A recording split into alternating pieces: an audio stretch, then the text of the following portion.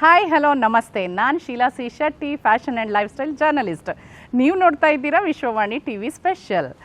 ಈ ದಿನ ನಾವಿದ್ದೀವಿ Sandalwood actress, Young and energetic heroine Manvita Kamath ಅವರ ಮನೆಯ ಬಳಿ. ಹೌದು, ಈ ದಿನ ನಾವು ಅವರ life style, fashion, passion, hobbies ಎಲ್ಲದ್ರ ಬಗ್ಗೆ ತಿಳ್ಕೊಳ್ಳೋಣವಾ?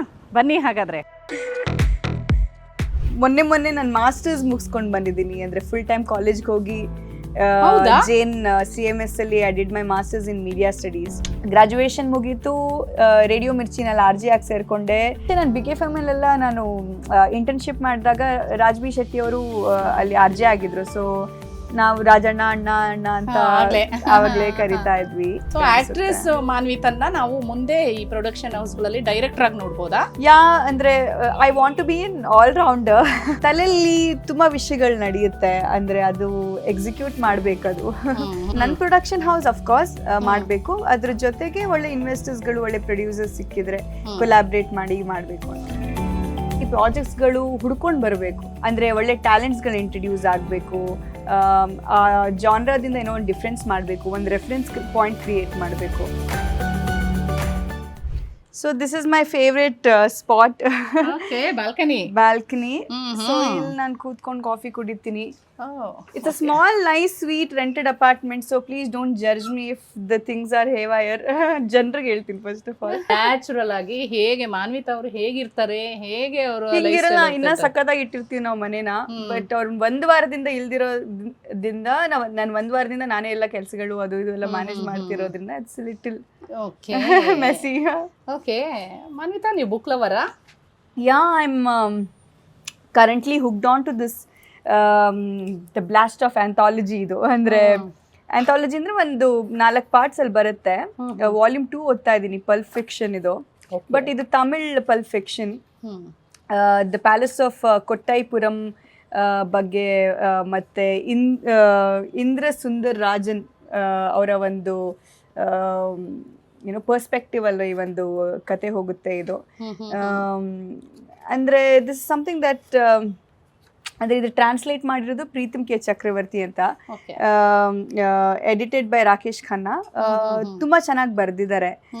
So this is something that we been reading of late. Patience ಇಂದ ಬುಕ್ಸ್ ಎಲ್ಲ ಓದೋ ಅಂತ ಹವ್ಯಾಸಗಳನ್ನ ಇಟ್ಕೊಂಡಿದ್ದೀರಾ. ಓಕೆ, ಈಗ ಬುಕ್ ವಿಷಯ ಮಾತಾಡಿದ್ವಿ, ಓದೋದ್ರ ಬಗ್ಗೆ ಬಂತು. ಓಕೆ, ಈಗ ನಮಗೆ ಮಾನ್ವಿತಂದು ಎಜುಕೇಶನ್ ಎಲ್ಲಿ ಏನು ಮಾಡಿದ್ರಿ, ಏನು ಓದಿದ್ರಿ, ಅದ್ರ ಬಗ್ಗೆ ಒಂದು ಸ್ವಲ್ಪ ತಿಳ್ಕೊಳ್ಬೇಕು ಅಂತ ಕ್ಯೂರಿಯಾಸಿಟಿ. ಹೇಳ್ತೀರಾ? ನಿಮ್ಮ ಚೈಲ್ಡ್ಹುಡ್ಡು ಹೇಗಿತ್ತು, ಹೇಗೆ ನೀವು ಎಲ್ಲಿ ಓದಿದ್ರಿ, ಏನು ಓದಿದ್ರಿ, ಸೊ ಹೇಗಿತ್ತು ನಿಮ್ಮ ಎಜುಕೇಷನ್, ಅಂದರೆ ಸ್ಟೂಡೆಂಟ್ ಲೈಫ್ ಹೇಗಿತ್ತು? ಸ್ಟೂಡೆಂಟ್ ಲೈಫ್ ಅದೊಂದು ಸೇಯಿಂಗೇ ಇದೆಯಲ್ಲ, ಗೋಲ್ಡನ್ ಲೈಫ್ ಅಂತ. ಸೊ ಐ ಥಿಂಕ್ ನಾನು ಪ್ರತಿ ಮೂಮೆಂಟ್ ಕೂಡ ಚೆರಿಷ್ ಮಾಡ್ತೀನಿ. ಮತ್ತೊಮ್ಮೆ ಕಾಲೇಜ್ ಹೋಗ್ಬಿಟ್ಟು ಕೂತ್ಕೋಬೇಕು ಸ್ಟೂಡೆಂಟ್ ಆಗಿ ಅಂತ ಹೇಳಿದ್ರು ಆ ಪ್ಲ್ಯಾನ್ಸ್ ಕೂಡ ಇದೆ ಇನ್ ಫ್ಯೂಚರಲ್ಲಿ. ಯಾಕಂದರೆ ನಾನು ಮೊನ್ನೆ ನಾನು ಮಾಸ್ಟರ್ಸ್ ಮುಗಿಸ್ಕೊಂಡು ಬಂದಿದ್ದೀನಿ. ಅಂದರೆ ಫುಲ್ ಟೈಮ್ ಕಾಲೇಜ್ಗೆ ಹೋಗಿ ಜೇನ್ CMS ಅಲ್ಲಿ I did my masters in media studies. So it was during, ಅಂದರೆ ಕೋವಿಡ್ ಆಗಿ, ಅಂದರೆ ಕೋವಿಡ್ ಎಂಡ್ ಆಗೋ ಟೈಮಲ್ಲಿ ನಾನು ಜಾಯ್ನ್ ಆಗಿರೋದು. ಸೊ ಅದಾದಮೇಲೆ 1 ವರ್ಷ ನಾನು ಮತ್ತೆ ಇಂಡಸ್ಟ್ರಿಗೆ ಬ್ರೇಕ್ ತೊಗೊಂಡು I had to go to the college full fledged ಆಗಿ. ಸೊ ಆ ಥರ. ಸೊ ಜರ್ನಲಿಸಮ್ ಅಲ್ಲಿ ಗ್ರಾಜುಯೇಷನ್ ಮಾಡಿರೋದು from Saint Aloysius, journalism, animation and English literature. ಅದಾದಮೇಲೆ ಮಣಿಪಾಲ್ ಡಿಸ್ಟೆನ್ಸ್ ಎಜುಕೇಷನಲ್ಲಿ MBA ಮಾಡಿದೆ HR ಅಲ್ಲಿ. ಅದಾದಮೇಲೆ ಮೀಡಿಯಾ ಸ್ಟಡೀಸಲ್ಲಿ ಮಾಸ್ಟರ್ಸ್ ಮಾಡಿದೆ. ಫುಲ್ ಟೈಮ್ ಕಾಲೇಜ್ಗೆ ಹೋಗಿ ಮಾಡಿರೋದು. Manvitha fully highly educated. So ಇಂಡಸ್ಟ್ರಿಯಲ್ಲಿ ತುಂಬಾ ಕಡಿಮೆ ಜನ, ಅಂದ್ರೆ ಜಾಸ್ತಿ ಓದಿರೋ ಅಂಥವ್ರು ಸಿಗೋರು, ಜಾಸ್ತಿ ಇನ್ ದ ಸೆನ್ಸ್ ಡಿಗ್ರಿಗಳನ್ನು ತಗೊಂಡಿರೋ ಅಂಥವ್ರು. ಸೊ ನೀವು ಭಾಳ ಜಾಸ್ತಿನೇ ಓದಿದ್ದೀರಾ ಅನ್ಸುತ್ತೆ. ಸೊ ನೀವೇ ಈ ಸಿನಿಮಾ ಇಂಡಸ್ಟ್ರಿಲಿ ಅಂದರೆ ತುಂಬ ಎಜುಕೇಟೆಡ್ ಆಗಿದ್ದೀರಾ, ಜರ್ನಲಿಸಮ್ ಮಾಡಿದ್ರಿ. ಏನು ಜರ್ನಲಿಸಮ್ ಮಾಡಿದ್ದಕ್ಕೆ ಕಾರಣ ಇತ್ತಾ, ಅಥವಾ ಜರ್ನಲಿಸ್ಟ್ ಆಗಬೇಕು ಅಂತಿದ್ರಾ, ಹೇಗೆ? ಅಂದರೆ ಒಂದು ಮೀಡಿಯಾಗೆ ಬರಬೇಕು ಅಂದರೆ ಅದಕ್ಕೆ ಒಂದು ಕ್ವಾಲಿಫಿಕೇಶನ್ ಇದ್ದರೆ ಬೆಟರ್. ಅಂದರೆ ತುಂಬ ಜನರನ್ನ ಇಂಟರ್ವ್ಯೂ ಮಾಡೋಕ್ಕಿರುತ್ತೆ. ಆವಾಗ ಏನೋ ಒಂದು ಬ್ಯಾಕ್ಗ್ರೌಂಡ್ ಇಟ್ಕೊಂಡು ಹೋದಾಗ ನಮಗೆ ಜರ್ನಲಿಸಮ್ ಬಗ್ಗೆ, ಅದ್ರ ಹಿಂದ್ಗಡೆ ಒಂದು ಎಥಿಕ್ಸ್ ಅಥವಾ ಒಂದು ಜರ್ನಲಿಸ್ಟಿಗೆ ಇರಬೇಕಾಗಿರೋಂಥ ಒಂದು ಪ್ರಿನ್ಸಿಪಲ್ಸ್ಗಳು, ಆ್ಯಂಡ್ ನನಗೆ ಇಂಟರ್ವ್ಯೂ ಕಂಡಕ್ಟ್ ಮಾಡೋದು ಈ ಥರದ್ದೆಲ್ಲ ತುಂಬ ಇಂಟ್ರೆಸ್ಟು. ಸೊ ಆವಾಗೆಲ್ಲ ಈಗ ಮಾತೆಲ್ಲ ಕಡಿಮೆ ಆಗಿ ಹೋಗ್ಬಿಟ್ಟಿದೆ ಸಿನಿಮಾಗೆ ಬಂದ ಮೇಲೆ.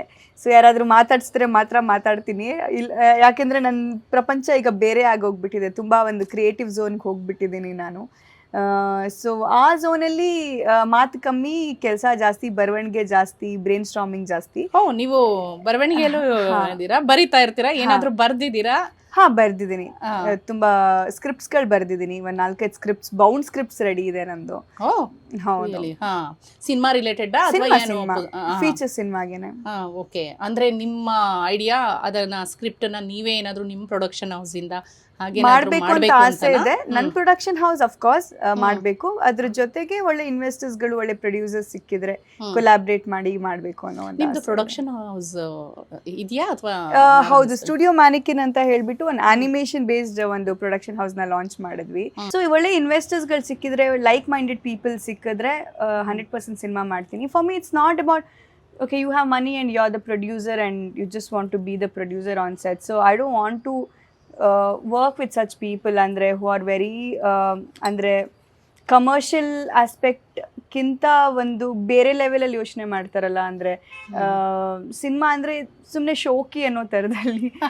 ಸೊ ಆ ವೈಬ್ ಗೊತ್ತಾದ ತಕ್ಷಣ ನಂಗೆ ಗೊತ್ತಾಗ್ಬಿಡುತ್ತೆ, ಇವ್ರಿಗೆ ಪಬ್ಲಿಸಿಟಿ ಬೇಕು ಅಷ್ಟೇ, ಇವ್ರು ಒಳ್ಳೆ ಸಿನಿಮಾ ಮಾಡೋಕ್ಕೆ ಬಂದಿಲ್ಲ, ಇವ್ರು ದುಡ್ಡು ಉಡಾಯಿಸ್ಬೇಕು ಅನ್ನೋ ಥರದಲ್ಲಿ ಮೆಂಟಾಲಿಟಿ ಬಂದಿದ್ದಾರೆ ಅನ್ನೋ ಥರ ಫೀಲ್ ಆಗ್ಬಿಡುತ್ತೆ. ಮಾನ್ವಿತಾ ಈಗ ಜಡ್ಜ್ ಮಾಡಕ್ ಸ್ಟಾರ್ಟ್ ಆಗ್ಬಿಟ್ಟಿದಾರಾ? ಮ್ಯಾಮ್ ಏನು ಮಾಡೋದು, ಇಂಡಸ್ಟ್ರಿಲಿ ಇದ್ದೀವಿ. ಸೊ ಅಫ್ಕೋರ್ಸ್ ಲೈಕ್ ಸಿ, ಒಂದು ಫಿಲ್ಮ್ ಮೇಕರ್ ಆಗಿ, ಒಂದು ಪ್ರೊಡ್ಯೂಸರ್ಗಾಗಲಿ, ಒಂದು ಡಿರೆಕ್ಟರ್ಗಾಗಲಿ ಅಥವಾ ಒಂದು ಫಿಲ್ಮ್ ಮೇಕರ್ಗಾಗಲಿ ಆ ಬಾಂಡಿಂಗ್ ಹೆಂಗಿರಬೇಕು ಅಂದರೆ, ಈ ಒಂದು ಪ್ರಾಡಕ್ಟಿಂದ ಇನ್ನೂ 100 ಪ್ರಾಡಕ್ಟ್ಗಳು ಕ್ರಿಯೇಟ್ ಆಗಬೇಕು, ಇನ್ನೂ ಜಾಸ್ತಿ ಪ್ರಾಜೆಕ್ಟ್ಸ್ಗಳು ಹುಡ್ಕೊಂಡು ಬರಬೇಕು. ಅಂದರೆ it has to pave way to a lot of good things. ಅಂದರೆ ಒಳ್ಳೆ ಟ್ಯಾಲೆಂಟ್ಸ್ಗಳು ಇಂಟ್ರಡ್ಯೂಸ್ ಆಗಬೇಕು, ಆ ಜಾನ್ರಾದಿಂದ ಏನೋ ಒಂದು ಡಿಫ್ರೆನ್ಸ್ ಮಾಡಬೇಕು, ಒಂದು ರೆಫರೆನ್ಸ್ ಪಾಯಿಂಟ್ ಕ್ರಿಯೇಟ್ ಮಾಡಬೇಕು. ಸೊ ಈ ಥರದ್ದೆಲ್ಲ ಆ್ಯಂಬಿಷನ್ ಇಟ್ಕೊಂಡು ಬಂದವ್ರ ಜೊತೆಗೆ ಕೊಲಾಬ್ರೇಟ್ ಮಾಡೋ ಒಂದು ಖುಷಿ ಬೇರೆ, ಒಂದು ಪ್ಯಾಷನ್ನಲ್ಲಿ ಕೆಲಸ ಮಾಡೋ ಒಂದು ಇದು ಬೇರೆ. ಬಟ್ ವೆರಾಸ್ ಸಿನಿಮಾ ಇಂಡಸ್ಟ್ರಿ ಅಂದರೆ ಬರೀ ಎಂಟರ್ಟೈನ್ಮೆಂಟು, ಇಲ್ಲಿ ಬಂದರೆ ಬರೀ ಶೋಕಿ ಅನ್ನೋ ಥರದಲ್ಲಿ ಒಂದು ಮೈಂಡ್ ಸೆಟ್ ಇಟ್ಕೊಂಡು ಬಂದಿರ್ತಾರೆ. ಸೊ ಅಂಥವರಿಂದ ನಮ್ಮ ಇಂಡಸ್ಟ್ರಿಗೂ ಕೆಟ್ಟ ಹೆಸರದು. ಏನೋ ಇರಬೇಕು, ನಾವು ಎಲ್ಲರೂ ಮಜಾ ಮಾಡ್ತೀವಿ, ಶೋಕಿ ಮಾಡ್ತೀವಿ, ಎಲ್ಲನೂ ಇದ್ದೇ, ಪಾರ್ಟ್ ಆಫ್ ಎವ್ರಿಬಡೀಸ್ ಲೈಫ್ ಅನ್ಕೊತೀನಿ. ಒಂದು ಲೈಫ್ ಸ್ಟೈಲ್ ಅಂತ ಮೇಂಟೈನ್ ಮಾಡಬೇಕು ಅಂತ ಎಲ್ಲರೂ ಇದ್ದೇ ಇರ್ತಾರೆ. ಬಟ್ ಅದೇ ಎಲ್ಲ ಆಗಬಾರ್ದು.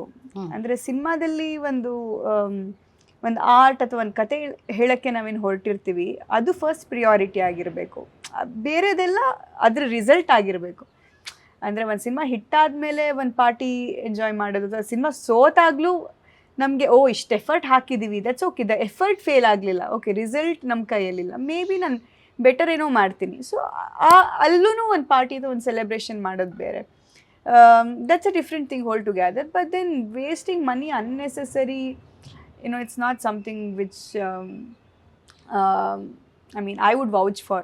ಓಕೆ, ಸೊ ಇಷ್ಟೆಲ್ಲ ನೀವು ಯೋಚನೆ ಮಾಡ್ತಿದ್ದೀರಾ ಅಂದರೆ ನಿಮ್ಮ ಪ್ರೊಡಕ್ಷನ್ ಹೌಸ್ ಸ್ಟಾರ್ಟ್ ಮಾಡಿದ್ಮೇಲೆ ಈ ಥರ ನೀವು ಯೋಚನೆ ಮಾಡಕ್ಕೆ ಸ್ಟಾರ್ಟ್ ಆದ್ರಾ, ಅಥವಾ ಮುಂಚೆಯಿಂದನೇ ನಿಮ್ಮದು ಈ ಥರನೇ ಥಿಂಕಿಂಗ್ ಇದೇ ಥರ ಥಿಂಕಿಂಗ್? ಸಿನಿಮಾಗಳೆಲ್ಲ ನೀವು ಜಸ್ಟ್ ಮೇ ಬಿ ನೀವು ಮಾಸ್ ಕಮ್ಯುನಿಕೇಷನ್ ಓದಿದ್ದು, ಸೊ ಮೀಡಿಯಾ ಸ್ಟಡೀಸ್ ಮಾಡಿದ್ರಿ, ಹಾಗಾಗಿ ಅದೇ ರೀತಿ ಯೋಚನೆ ಮಾಡ್ತಿದ್ರಾ? ಹೌದು. ಅಂದರೆ ನನಗೆ ಒಂದು ಎಥಿಕ್ಸ್ ತುಂಬ ಮುಖ್ಯ. ನಮ್ಮ ಇಂಡಸ್ಟ್ರಿನಲ್ಲಿ ಒಂದು ತುಂಬ ತುಂಬ ಜನ ರಿಲೇಟ್ ಮಾಡೋ ಒಂದು ಸೇಯಿಂಗ್ ಅಂತ ಹೇಳ್ಬೋದು.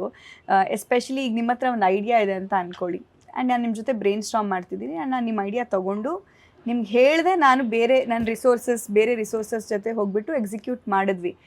ನಾಳೆ ನೀವು ನಂಗೆ ಬಂದುಬಿಟ್ಟು ಕೇಳ್ತಾರೆ, ಇದು ನಾನಲ್ವೇನೋ ನಿಂಗೆ ಹೇಳಿರೋದು ಐಡಿಯಾ ಅಂತ ಹೇಳಿದ್ರೆ, ಐಡಿಯಾ ಎಲ್ಲರ ಹತ್ರನೂ ಇರುತ್ತೆ. ಯಾರು ಫಸ್ಟ್ ಎಕ್ಸಿಕ್ಯೂಟ್ ಮಾಡ್ತಾರೆ ಅವ್ರ ಹತ್ರ IP ರೈಟ್ಸ್ ಇರುತ್ತೆ. ಅಂದರೆ ಆ ಇಂಟೆಲೆಕ್ಚುಯಲ್ ಪ್ರಾಪರ್ಟಿ, ಆ ಐಡಿಯಾ ಅವ್ರದ್ದು. ಯಾರು ಫಸ್ಟ್ ಎಕ್ಸಿಕ್ಯೂಟ್ ಮಾಡ್ತಾರೆ ಅವ್ರದ್ದು. ಅಂದರೆ ನಿಂಗೆ ಎಥಿಕ್ಸ್ ಇಲ್ವಾ? ಅಂದರೆ ನೀನು ನನ್ನ ಐಡಿಯಾ ಕದ್ಬಿಟ್ಟು ಒಂದು ಸಿನಿಮಾ ಮಾಡಿದ್ಯಾ ಗುರು, ನಿಂಗೆ ಎಥಿಕ್ಸ್ ಇಲ್ವಾ? ನೀನು ಹೆಂಗೆ ಹೇಳ್ತೀಯಾ? It's one standard line. Idea ಎಲ್ಲರ ಹತ್ರ ಇರುತ್ತೆ, ಬಟ್ ಯಾರು ಫಸ್ಟ್ ಸಿನಿಮಾ ಮಾಡ್ತಾರೆ ಅವ್ರಿಗೆ ಆ ಸಿನಿಮಾದು ಹಕ್ಕು ಹೋಗುತ್ತೆ, ಅಥವಾ ಅದು ಆ ಐಡಿಯಾ ಅವ್ರದ್ದು ಅನ್ನೋ ಥರದಲ್ಲಿ. ಅಂದರೆ it's not fair at all. So ಐಡಿಯಾಗೂ ಒಂದು IP ರೈಟ್ಸ್ ಅನ್ನೋದು ಒಂದು ಕ್ರಿಯೇಟ್ ಆಗಬೇಕು. ಅಂದರೆ ನೀವು ಒಂದ್ಸತಿ ನಿಮ್ಮ ತಲೆಯಲ್ಲಿ ಒಂದು ಐಡಿಯಾ ಬಂತು ಅಂತ ಅಂದ್ಕೊಳ್ಳಿ, and if you think that this is not been explored before ಅಂತ ಹೇಳಿದ ತಕ್ಷಣ ಎಲ್ಲಾದ್ರೂ ಒಂದ್ ಕಡೆ ಬರ್ದಿಟ್ಕೊಳ್ಳಿ, ಡೇಟು ಟೈಮು ಮತ್ತು ಒಂದು ಸೀಲು ಮತ್ತೆ ಯಾವ್ದಾದ್ರು ನೋಟ್ರಿ ಗಿಟ್ರಿ ಮಾಡಿಸಿಟ್ಕೊಂಡ್ರೆ ಬೆಟರು. ಯಾರಿಗೋ ಹೇಳೋ ಮುಂಚೆ. ಹೌದು, ಈಗೆಲ್ಲ ಅದೇ ಆಗ್ತಾ ಇದೆ. ಯಾರ್ದೋ ಐಡಿಯಾ ಇರುತ್ತೆ, ಎಲ್ಲೋ ಸಾರಿ ಯಾರ್ದೋ ಐಡಿಯಾ ಇರುತ್ತೆ, ಎಲ್ಲೋ ಇಂಪ್ಲಿಮೆಂಟ್ ಆಗಿರುತ್ತೆ, ಆಮೇಲೆ ಅದು ರಿಲೀಸ್ ಆದ್ಮೇಲೆ ಗೊತ್ತಾಗಿರುತ್ತೆ ಇದು ಎಲ್ಲಿದೋ ಕಾಪಿ ಅಂತ. ಓಕೆ, ಸೊ ಮಾನ್ವಿತಾ, ನಿಮ್ಮ ಪ್ರೊಡಕ್ಷನ್ ಹೇಳಿದ್ರಲ್ಲ, ಆ ಪ್ರೊಡಕ್ಷನ್ ಇಂದ ಏನ್ ಪ್ಲಾನ್ಸ್ ಇದೆ, ಮೇನ್ ಪ್ಲಾನ್ಸ್ ಏನಿದೆ? ಸಿ ಮ್ಯಾಮ್, ಪ್ಲ್ಯಾನ್ಸ್ ಅಂತ ಹೇಳಿದ್ರೆ ನಾನು ತುಂಬ ಕತೆಗಳಿದೆ ಹೇಳೋದು, ಕತೆ ಹೇಳಬೇಕು ಅನ್ನೋ ಥರ ಒಂದು ಆಸೆ. ಆ್ಯಂಡ್ ಐ ಥಿಂಕ್ ನಾನು ತುಂಬ ಬ್ಲಂಟ್ ಆ್ಯಂಡ್ ಸ್ಟ್ರೇಟ್ ಫಾರ್ವರ್ಡ್ ಆಗಿರೋದ್ರಿಂದ ಆ್ಯಂಡ್ ನನಗೆ ಸ್ಟ್ರೇಟ್ ಫಾರ್ವರ್ಡ್ ಇದ್ದೀರಾ, ಮಾತಾಡ್ಸ್ತಿದೀವಲ್ಲ, ಸ್ಟ್ರೇಟ್ ಫಾರ್ವರ್ಡ್ ಅಲ್ಲ, ಹೇಗೆ ಹೇಳ್ತಿದ್ದೀರಾ, ಏಕ್ ಮಾರೋದು ತೊಟ್ಟ. ಅಯ್ಯೋ ಮ್ಯಾಮ್, ಹಂಗೇನು ಇಲ್ಲ. ಅಂದ್ರೆ ಇಲ್ಲಿಂದ ಮಾತಾಡ್ತೀನಿ, ನಾನು ಹಾರ್ಟಿಂದ ಮಾತಾಡ್ತೀನಿ, ಫಿಲ್ಟರ್ ಇಲ್ಲ, ಹಾರ್ಟಿಂದ ಮಾತಾಡ್ತೀನಿ, ಏನಿದೆ ಅದ್ ಮಾತಾಡ್ತೀನಿ, ಇಲ್ಲಾಂದ್ರೆ ನಾನು ಮಾತೇ ಆಡಲ್ಲ. ಎರಡರಲ್ಲಿ ಒಂದ ನಿಮ್ ನನ್ನ ಹತ್ರ ಮಾತಾಡಿಸ್ಬೇಕಾ, be ready to kind of get the reality check. And ನನಗೂ ಅಂತ ಜನರೇ ಇಷ್ಟ. ಅಂದ್ರೆ ನನ್ಗೆ ಓಕೆ, ಏನಾದ್ರು ಫಾಲ್ಟ್ ಇದ್ದಾಗ ಅದನ್ನ ತಿದ್ದಿ ಕರೆಕ್ಟ್ ಮಾಡೋರು ಇದ್ರೆ ನಂಗೆ ಇಷ್ಟ ಆಗುತ್ತೆ. ಬಟ್ ಅನ್ನೆಸೆಸರಿ ಅಡ್ವೈಸ್ ಕೊಡೋರು ನನ್ಗೆ ಇಷ್ಟ ಆಗಲ್ಲ. ಅಂದ್ರೆ ನಾನೇನೋ ಒಂದು ವಿಷನ್ ಇಟ್ಕೊಂಡು ಬಂದಿದ್ದೀನಿ.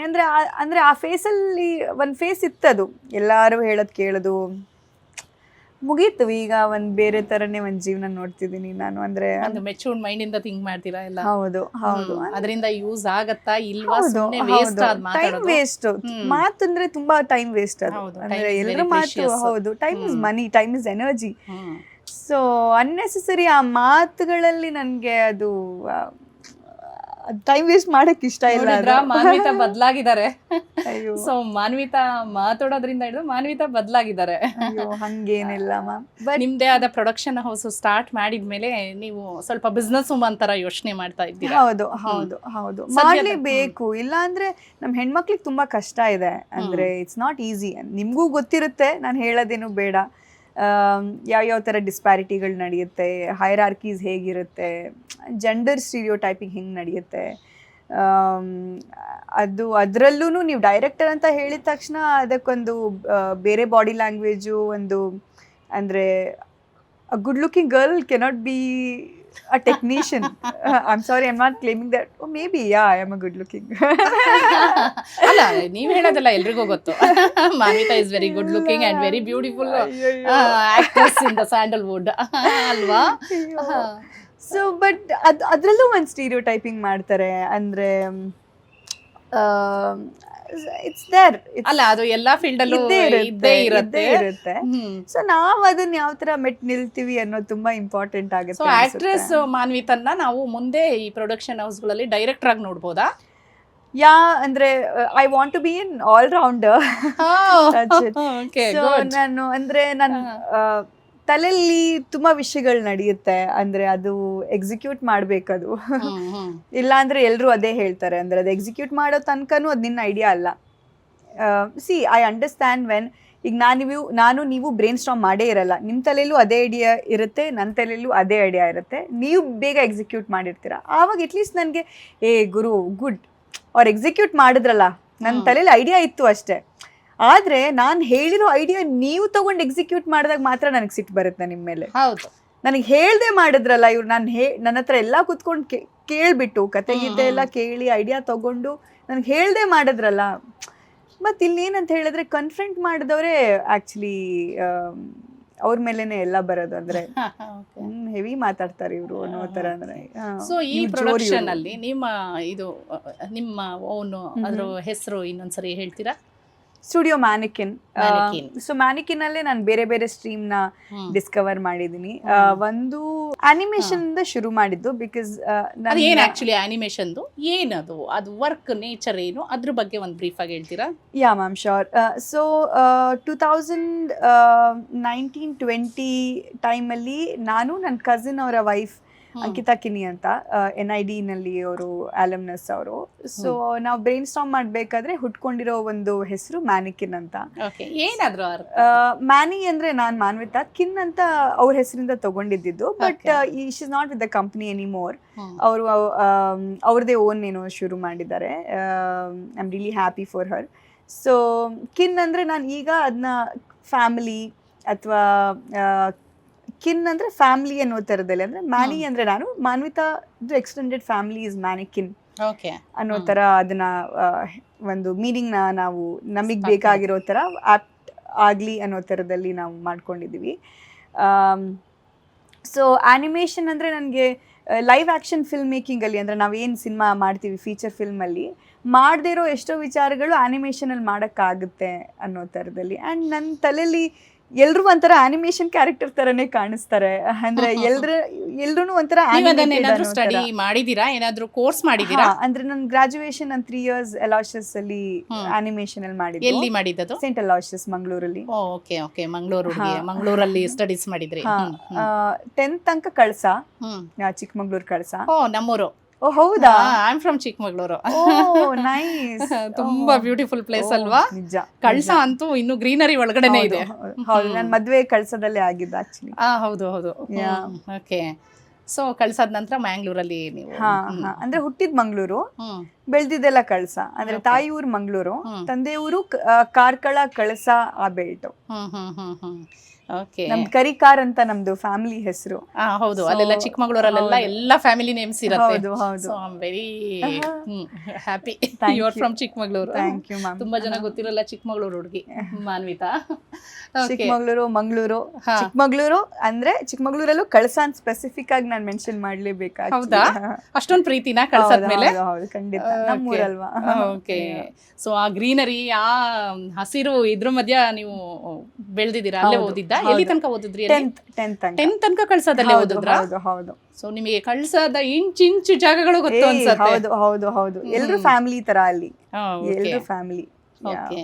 ಸೊ ಬ್ಯಾಕ್ ಟು ಈ ಅನಿಮೇಷನ್ ರಿಲೇಟೆಡ್ ಹೇಳ್ತಾ ಇದ್ರಿ. ಈ ಅನಿಮೇಷನ್ ನೀವು ಮ್ಯಾಂಗ್ಳೂರಲ್ಲಿ ಅದ್ರ ಬಗ್ಗೆ ಕೋರ್ಸ್ ಮಾಡಿದ್ರ? ಹೌದು, ಕೋರ್ಸ್ ಮಾಡಿ. ಆಗ್ಲೇ ಯೋಚನೆ ಇತ್ತ ಈ ತರದ್ ಏನಾದ್ರು ಒಂದು ಕೆಲಸ ಮಾಡ್ಬೇಕು, ಈ ತರದ್ ಏನಾದ್ರು ಒಂದು ಅಂದ್ರೆ ಒಂದ್ ಪ್ರಾಜೆಕ್ಟ್ ಏನಾದ್ರು ಮಾಡ್ಬೇಕು ಅಂತ ಇತ್ತ ಪ್ಲಾನು? ಹೌದು, ಅಂದ್ರೆ ನಂಗೆ ಚಿಕ್ಕ ವಯಸ್ಸಿಂದನೂ ಅದು ಆನಿಮೇಷನ್ ಬಗ್ಗೆ ಏನೋ ಒಂಥರ ಬೇರೆ ಥರನೇ ಒಲ್ವು. ಇನ್ಫ್ಯಾಕ್ಟ್ ನಾನು 10th ಸ್ಟ್ಯಾಂಡರ್ಡ್ ಇರಬೇಕಾದ್ರೆ ನಮಗೆ ನಮ್ಮ ಸ್ಕೂಲಲ್ಲಿ ಮೋಹನ್ ಆಳ್ವಾ ಸರ್ ಅವರು ಕೌನ್ಸಿಲಿಂಗ್ ಮಾಡೋಕ್ಕೆ, ಅಂದರೆ ಸ್ಟೂಡೆಂಟ್ ಕೌನ್ಸಿಲಿಂಗ್ ಮಾಡೋಕ್ಕೆ, ಕರಿಯರ್ ಕೌನ್ಸಿಲಿಂಗ್ ಎಸ್ಪೆಷಲಿ ಏನು ತೊಗೋಬೋದು ಸ್ಟಡೀಸ್ ಬಗ್ಗೆ ಅಂತೆಲ್ಲ ಇದು ಮಾಡಿದಾಗ, I think my questions was very different to him. I think I remember still asking him about ನಿಮ್ಮ ಕಾಲೇಜಲ್ಲಿ ಆ್ಯನಿಮೇಷನ್ ಬಗ್ಗೆ ನೀವು ಏನಾದರೂ ಕೋರ್ಸ್ ಮಾಡ್ಬೋದಾ ಅನ್ನೋ ಥರದಲ್ಲಿ, ಬಿಕಾಸ್ ನಮ್ಗೆ ಅದರಲ್ಲೆಲ್ಲ ಇಂಟ್ರೆಸ್ಟ್ ಇದೆ.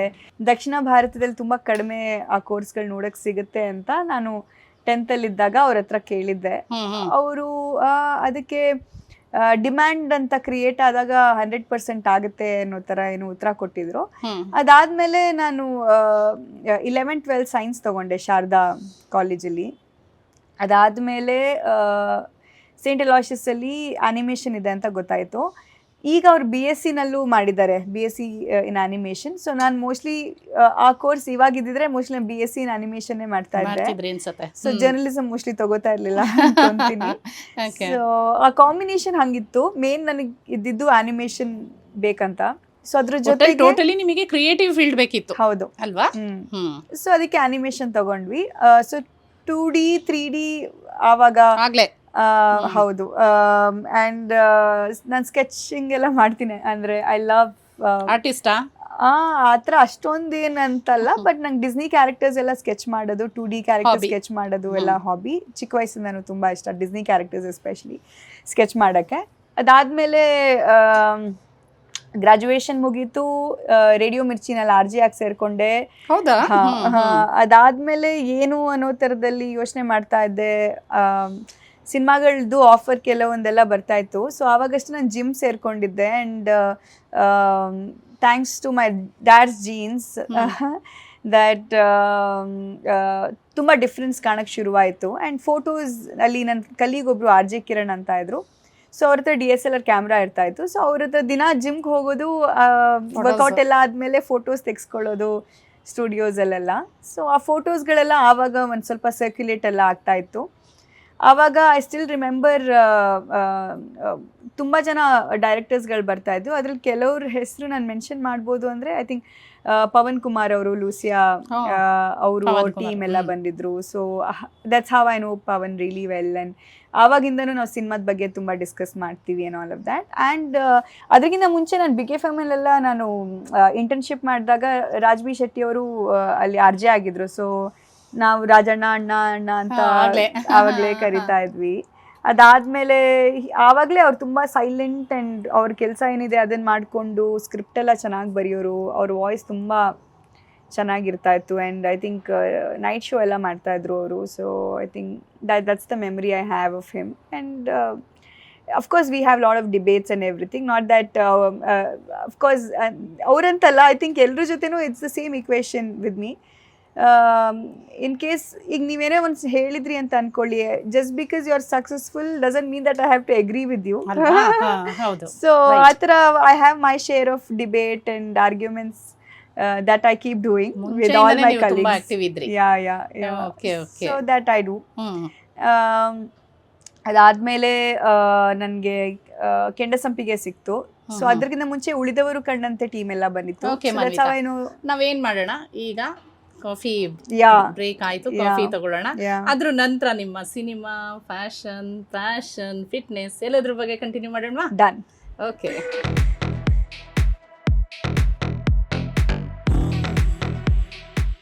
ಸೊ ಇಂತಹ ಮತ್ತಷ್ಟು ಫ್ಯಾಷನ್ ಸುದ್ದಿಗಳಿಗಾಗಿ ವಿಶ್ವವಾಣಿ ಟಿವಿ ಸ್ಪೆಷಲ್ ಲೈಕ್ ಮಾಡಿ, ಶೇರ್ ಮಾಡಿ, ಸಬ್ಸ್ಕ್ರೈಬ್ ಮಾಡಿ.